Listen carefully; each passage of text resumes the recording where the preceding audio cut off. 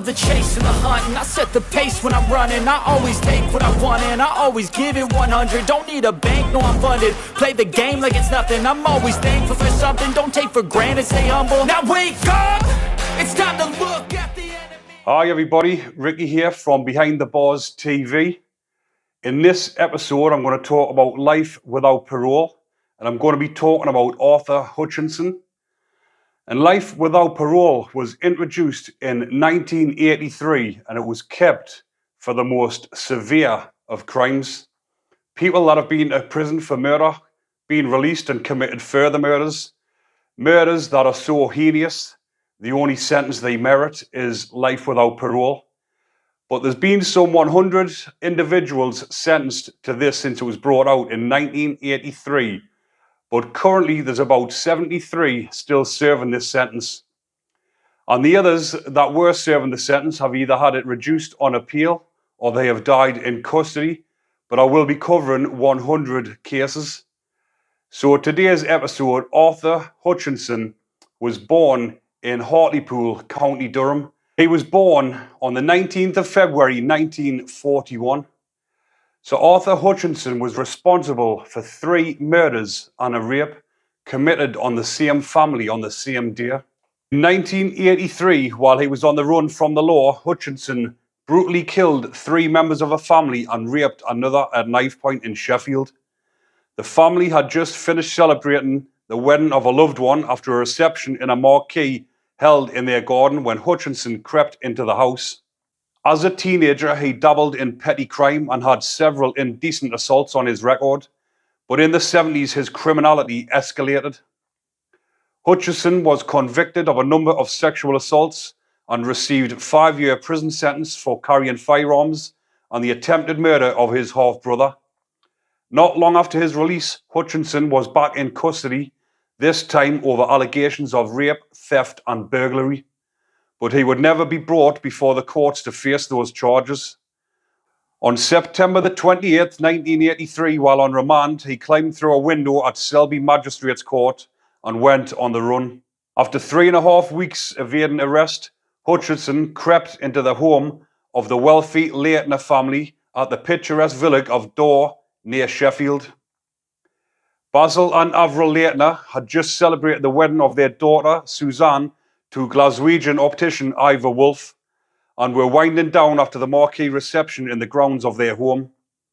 Hutchinson broke in through a patio door and proceeded to butcher 59-year-old solicitor Basil, 55-year-old Avril, and the 28-year-old son Richard. He then brutally raped their younger daughter Nicola, then 18, several times. Before fleeing the scene, brazen Hutchinson helped himself to champagne and cheese left over from the wedding celebrations. Police found Basil Leitner in his pajamas lying face down at the top of the stairs. Mrs. Leitner, who had tried to fend off her killer, lay in a puddle of blood on the bedroom floor, and Richard Leitner, also in his pajamas, was discovered half on and half off the bed. Just 3 days after her ordeal, Nicola gave such an uncanny description of Hutchinson to a newspaper artist that detective recognised him immediately. At first, Hutchinson hid in workshop, but then moved between guest houses and pubs in Barnsley, Nottinghamshire, Manchester, York and Scarborough, using disguises to mask his appearance. He had a big gash to his leg which he had caught on barbed wire as he fled the court in Selby. The net began to close in as Hutchinson headed back to the place he knew best. On bonfire night, police tapped his mother's phone and a call revealed he was coming home. Roadblocks had been set up around Teesside and several homes in the area were put under surveillance. Thanks to a tip-off, Hutchinson was finally cornered that day in a field between the A19 and Dalton Piercy on the outskirts of his hometown. Brought down by a police dog, he was then overpowered and disarmed of the knife he had managed to stab himself with. Hutchinson also maintained his innocence and went on trial at Durham Crown Court, represented by the same lawyer who defended the Yorkshire Ripper, Peter Sutcliffe. Nicola Leitner was forced to face him again when she took to the witness box to testify. At the time, the court took the unusual step of allowing her to be named by the press. During the trial, Hutchinson accused Mike Barron, then a reporter with the Sunday Mirror, of committing the murders.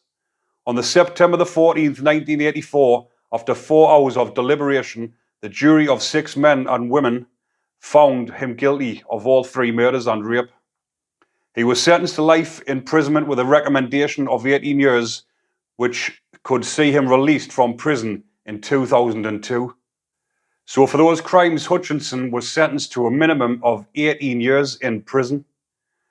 But the Home Secretary at the time, Leon Britton, placed Hutchinson on the list of prisoners who must never be set free, because the Home Secretary had the power to change people's sentences.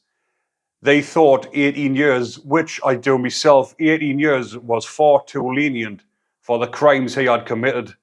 So the Home Secretary did what deemed necessary, was to place Hutchinson on life without parole. In 2008, he appealed against the sentence, saying it breached his human rights, and he tried to get a sentence reduced at the European Court of Appeal, but his appeal was rejected. Told he will spend the rest of his life behind bars.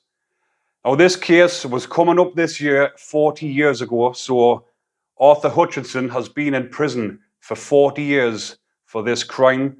He is now aged 81, and he will definitely not be seeing the light of day again. Rightly so, for the crimes that he committed. But I hope you're enjoying the content, people. But remember, if you do like the content, remember to hit the like button and subscribe, because 80% of my viewers are still not subscribed to my channel. So please hit that button, help the channel grow so we can get bigger and better podcast guests on in the future. Thanks you all for watching. Take care.